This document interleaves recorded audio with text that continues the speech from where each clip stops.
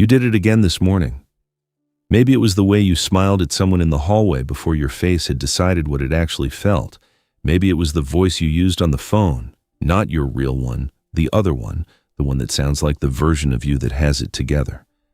Maybe it was the message you wrote and rewrote 4 times before sending, because the first 3 sounded too much like how you actually felt. A small thing. Nothing you would have noticed if someone hadn't said the word out loud. You have been wearing it so long you have forgotten you put it on. Most people will tell you this is what everyone does. Everyone performs.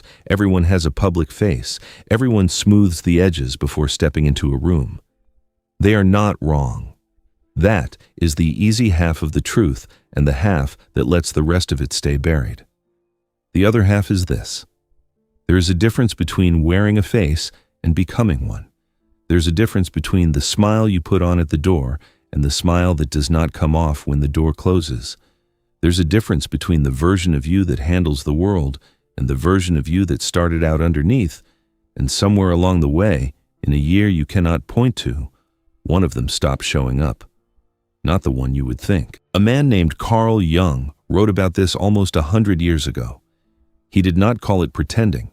He called it the persona, and he was the first person to draw a map of what was actually happening to you behind the face you were running. The map has rooms you have been living inside without knowing it. All of them. And the reason his work feels like recognition the first time you read it is not because you are learning something new. It is because someone finally drew the building you have spent your entire life being. You are about to find out which of those rooms you have been hiding inside, and which one has been holding the version of you that is still alive.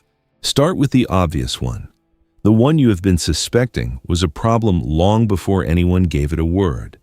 You did not build it on purpose. That is what makes it so hard to see now. You built it the way a house gets built, by someone who keeps adding rooms without ever drawing a plan.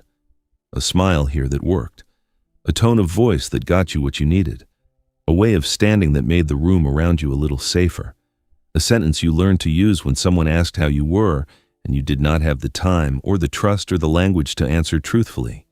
Each piece was useful. Each piece earned its keep. Each piece got rewarded enough times that you stopped noticing you were using it. And then one day, in a year you cannot name, the pieces stopped being something you used and became something you were. You stand in front of the mirror and you can see the version of you that everyone knows. The one who shows up on time, dressed correctly, smiling at the right moments, speaking in the voice that other people are comfortable hearing. You can see them so clearly because you have spent so long building them. What you cannot see, what has gone quiet enough that you sometimes wonder if it was ever real, is whoever was standing behind them before you started. That is the cost, not the wearing. Wearing the face was always going to be necessary.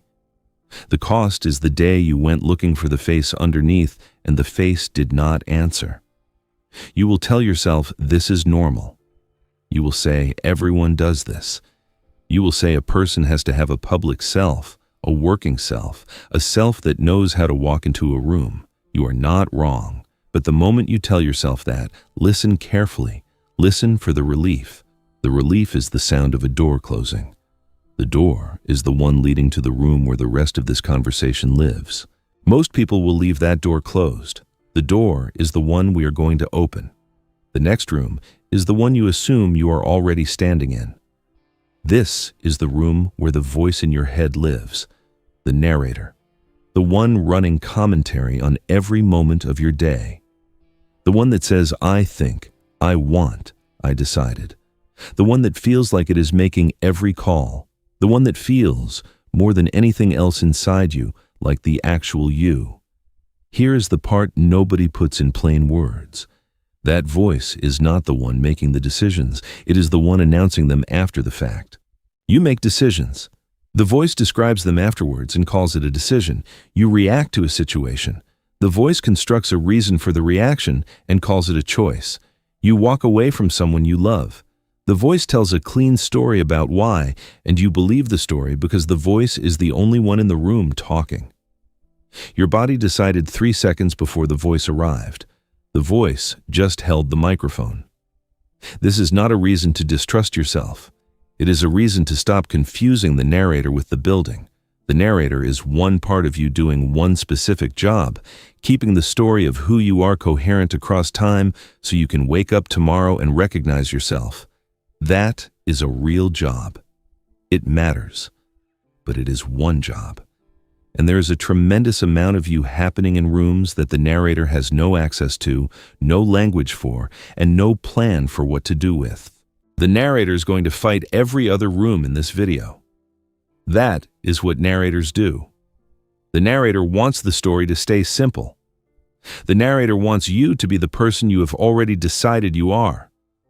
The narrator is going to listen to the rest of this video and try to file it under interesting psychological content and slide it into a folder where it cannot disturb anything. Watch for that move. It is the first thing the building does when you start opening doors. The room everyone is afraid of is the room everyone is also pretending does not exist. The shadow is everything you have refused, not what was done to you. What you decided at some point early enough that you cannot remember deciding it, you would not be.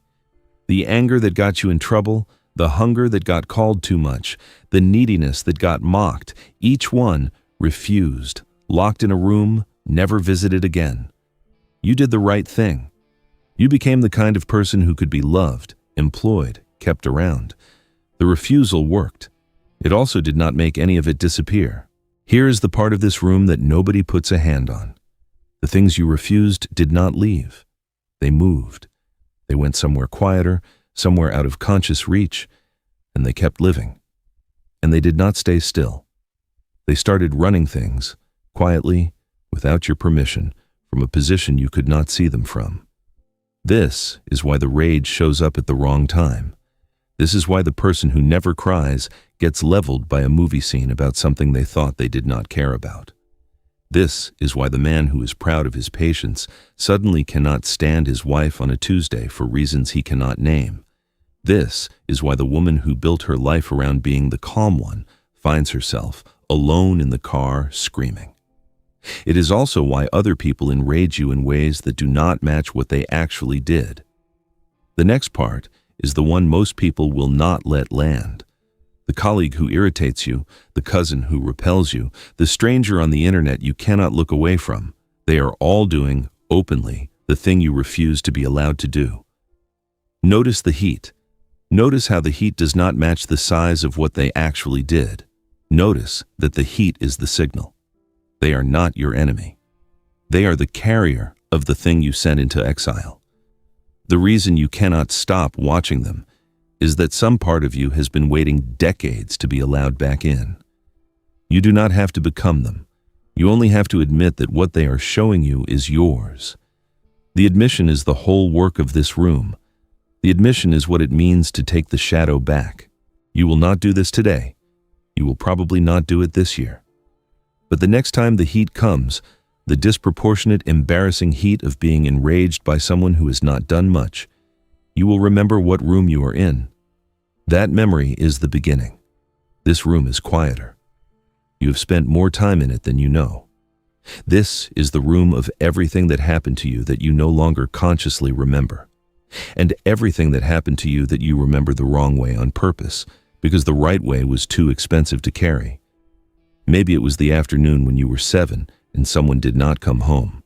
Maybe it was the moment when you were 13 and someone in your class said the sentence that decided how you would feel about your body for the next 20 years. Maybe it was the look on a parent's face the time you cried at the dinner table and you decided, without ever saying it out loud, that you would never do that again. None of it is gone. All of it is in here. And here's what this room actually does, every day, without your permission. It runs the pattern of who you choose, the pattern of when you flinch, the pattern of what you find unbearable in other people, the pattern of which compliments you can hear and which slide right past you because the wiring underneath them is not connected to anything that can receive them. You think you have a personality. What you have is the output of this room. The child who learned that love was unpredictable does not consciously choose to be anxious in every relationship. The room chooses. The adult who learned that needing things made the room less safe does not consciously choose to disappear when she needs something. The room chooses. The man who learned that anger meant violence does not consciously choose to go silent when he is furious. The room chooses. You have been calling the output who I am. It is not who you are. It is what this room is currently set to. Settings can be changed, not by force, not by deciding, by the slow, patient work of going back into the room and looking at what is actually in there, and recognizing that the rules you have been living by were written by a much younger person in a much harder situation, with no idea you would still be following them at this age. The younger person is still in there, waiting for you to walk in. The building gets stranger from here. The first 4 rooms were rooms you built. This one was already here when you arrived. It was here when your grandmother arrived. It was here when her grandmother arrived. It was here when the first person to ever live was here. There is a part of you that did not come from your life. It came with you. It is the part that knows, without ever having been told, what a mother is supposed to feel like. The part that knows what a betrayal is, the second one is happening, even before the words have caught up. The part that recognizes a hero in a film you have never seen the first time the hero appears on screen and feels the recognition before your mind can name what it is. The part of you that dreamt the first time you ever loved someone, things that have been dreamt by lovers for 10,000 years. You did not learn those patterns. They came pre-installed. The way your immune system came pre-installed, knowing how to respond to threats it has never encountered. Your psyche arrived with patterns the species has been carrying since long before there were words for any of it. This is the room that matters less for what is in it and more for what it tells you about yourself. It tells you that you are not as alone in this as you think. The thing you are going through has been gone through, in some version, by every person who has ever lived. The flood, the descent, the return, the loss of the self, the slow rebuilding. None of it is original to you. All of it is yours. Those two things are not in contradiction. The reason this matters, the reason this is in the video at all, is that the work of the next rooms gets very lonely. And most people stop because the loneliness convinces them that what they are going through is uniquely theirs and uniquely unsolvable. It is not. The room is older than you. Other people have walked through it. They left signs on the walls. You just have to slow down enough to read them. Inside the older room are characters, not characters you invented, characters you inherited. The hero, the wise one, the mother, the trickster, the lover, the warrior, the child, the shadow. They live in you the way they live in every story that has ever moved you.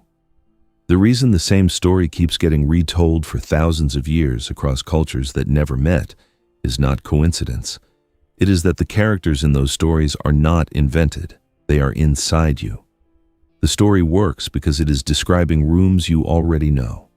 The character you do not know is running you, is the character you have been confused with all your life. The man who feels inexplicably completed by the woman he just met is not feeling completion. He is meeting an internal character he has been refusing to develop in himself, and he has located her outside, in a body, and decided that body is what makes him whole.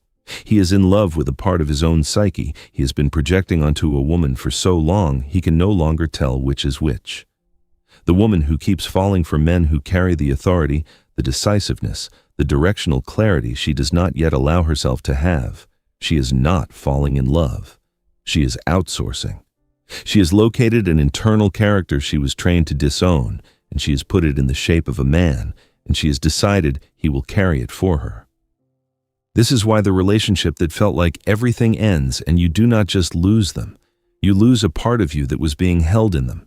You spend 2 years trying to recover, and what you are actually doing is trying to figure out where the part of you they were holding went when they left. It went back inside. It was never out there. It has been waiting for you to come and get it. The character you have been refusing to develop in yourself is the one you have been demanding from every person who has ever loved you. Maybe you were trained that feeling all the way through without performance, was not allowed. Maybe you were trained that direct, decisive, unsoftened action was not allowed. Maybe you were trained that both were not allowed in different rooms by different people for different reasons. Whichever side you were starved on, you went looking for it in someone else's body. You felt completed by them. You felt destroyed when they left. You spent the next relationship looking for the same shape and calling it my type. You worshiped the friend who could cry without shame. You worshiped the boss who walked into a room like the room owed him something. You felt pulled toward people in a way you could not explain, and you called the pull love, and you called the loss heartbreak. It was neither. It was you looking for the part of you sent away. This is the room where most of the heartbreak in a human life actually happens. You did not lose them. You lost the part of you that you were storing inside them. The work is not to find another one of them. The work is to take the part back, not all at once, slowly, in increments small enough that the rest of you does not flinch. But the direction is clear, and it is the same direction for everyone who has been doing this. Inward, not outward. The part you have been looking for has been in this room the entire time. There is one more room before the last one. It is the smallest room in the building, and it is the only one with a center. The first 7 rooms were parts. The persona was a part. The ego was a part. The shadow was a part. The personal unconscious was a part. The collective unconscious was a part. The archetypes were parts. The anima and animus were parts. Each one had a function. Each one carried something. Each one, when you ignored it, ran your life from a place you could not see. This room is not a part. This room is the room that holds all of them. It is the room that does not need the persona to perform. The room that does not need the ego to narrate. The room that does not flinch at the shadow. The room that knows what is in the personal unconscious and does not need to suppress it. The room that recognizes the archetypes without being controlled by them. The room that has stopped projecting the anima or animus onto the next person who walks through the door. It is the room of the actual you, not the constructed you, not the performed you, not the version that earns its keep by being useful to other people. The you that was here before the building got built, and that will be here when the building no longer needs to defend itself. You have been in this room before. You did not know what it was. It happened the time you sat alone somewhere and felt for a moment completely yourself. And then the moment ended and the building came rushing back. It happened the time you said the thing you actually meant and the consequences were bad, but you did not regret it. It happened the time you were with someone who did not require you to perform. And you felt the strangest sensation, which was the sensation of not being tired. Those were visits. The work of a life is moving the address. The last room is not a place, it is the walk. Individuation is the word for what you have been doing, in fragments and without instructions, for as long as you have been alive. It is the work of becoming the actual you instead of the assembled one. It is the work of taking the persona off without losing the ability to wear one when it is needed. It is the work of facing the shadow without becoming it. It is the work of going back into the personal unconscious and meeting the younger person who wrote the rules you have been living by and telling them that you will take it from here. It is the work of pulling the anima or animus back inside and growing the part of yourself you have been outsourcing for decades. It is the work of finding the room with the center and slowly, over years, learning to live there. It is uncomfortable. It is slow. It does not have steps. There is no certification at the end. Nobody will give you an award. You will not be able to post about it without sounding like you are still in the persona. And here's the part that nobody warns you about. The reason most people never start. Becoming the actual you means losing some of the rewards the unfinished you was earning. The people who love the performance will start to feel distant. Some will leave. The job structured around the false self will start to suffocate the actual one. The room you used to live in will start to feel like a room you are visiting. You knew this. That is why you have not started. The cost has been visible to you for a long time, and you have been calling the cost not being ready. It is not that you are not ready. It is that you are aware of what it will cost, and you have not yet decided that what is on the other side is worth it. That decision is the only one that ever mattered. So, you walked through every one of them. You did not need a degree to understand any of it, because none of it was an idea.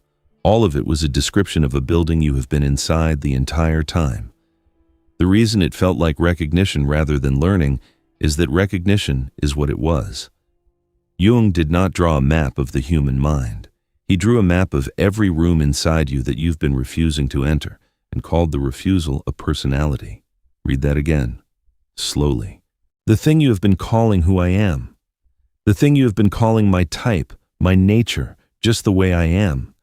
The thing that has been the load-bearing wall of your entire adult life. It was not a personality. It was a set of doors you have not opened. The room you have been hiding inside is the same room that holds the version of you that is still alive. Same room, same door, faced from opposite sides. You have been standing on the side of refusal for years and calling it identity.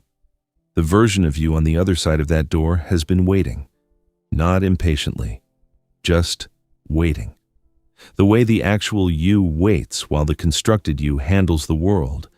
You do not have to walk in today. You only have to stop calling the refusal a personality. If this video found you, it wasn't by accident. Subscribe and stay. Every week I'll bring you something that most channels don't have the courage to say.